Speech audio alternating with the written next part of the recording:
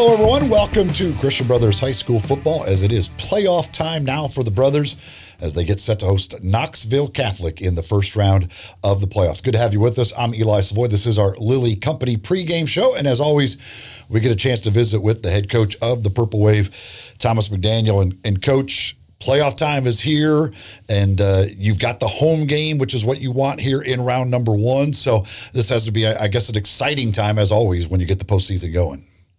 Yeah, I mean, considering the things that have occurred this year, for us to overcome and continue to believe in what we were doing and win a playoff game or win a game that put us in position to stay at home was big for our seniors and obviously our entire group. But just again, can't speak enough about their ability to be resilient and happy for them that we get to host another game. The win last week over Father Ryan, you've put together back-to-back wins here going into the postseason. Everybody wants your team playing the best when you get to this point of the year. Do you feel like your team's playing its best football right now? Yeah, I do. I was actually speaking to one of my former colleagues that works at another school in Nashville today about our matchup with Knox Catholic. And, at the end of the day, I want us to go play our absolute, best football on Friday night. And, I think we've had a great week of preparation. We're in good spirits. Can't say we're completely healthy because we've had, some injuries along the way. But all in all, we have the people we need to go be competitive. Are there other guys that we wish we had back? Absolutely. But just want to play our best, and I think we're in position to do that. One of the things we've seen on the offensive side over these last couple of weeks, and really you've made the quarterback change, but the balance between the running and passing right now, it seems like kind of the whole playbook is available to you, and you're kind of feeling good with whatever it is that you have to do.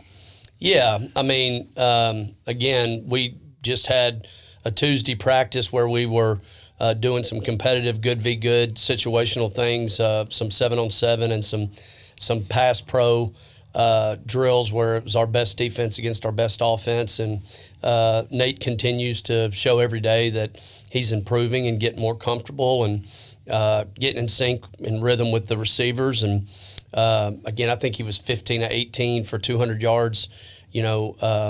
But it's not complicated stuff. It's get the ball to the appropriate people. Two of his big explosives were to Javon on tunnel screens.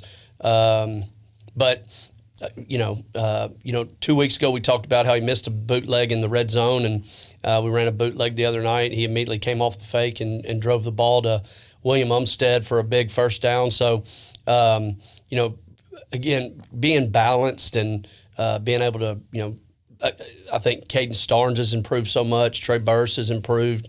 We got Nick Nellis involved in the passing game some as well.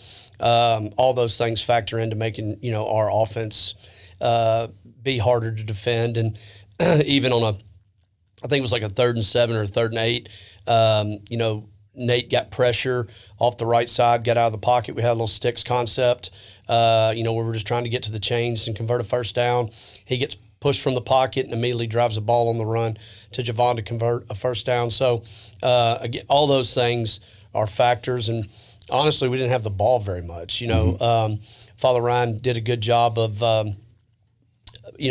putting pressure on us on the perimeter, which we felt like they would do.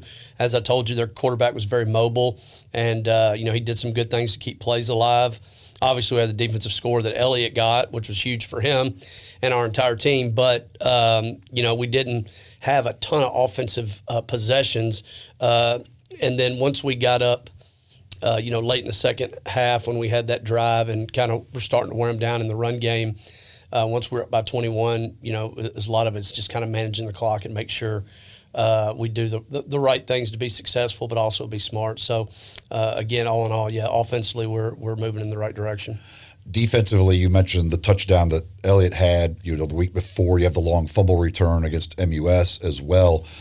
How important are plays like that when you can get a defensive score, just the kind of game-changing mentality that brings?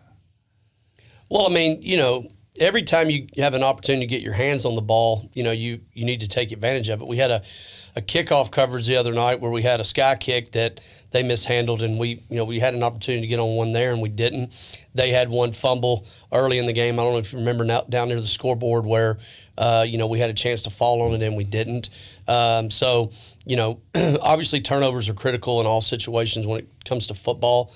Anytime you can convert those into points are huge. But you do the same.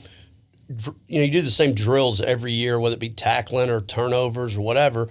Sometimes your team's a better tackling team the year before or whatever, and it's not like you've kind of changed the recipe.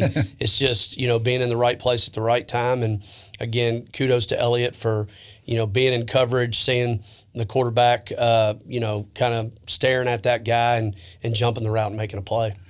This Knoxville Catholic team, what do you see from them and kind of the keys that you're going to need to do well to be able to advance and survive and advance, which is the key this time of year?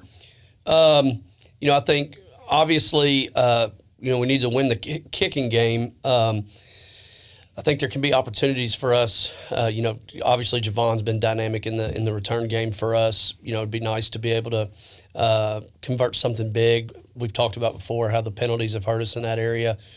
But they don't have like a Brentwood Academy type kicker that can kick a 60-yard field goal.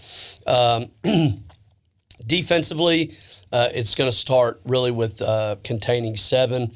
They have a Tennessee committed receiver, super dynamic, supposed to be the best receiver in the state and in the league. So, containing him is going to be a tall order.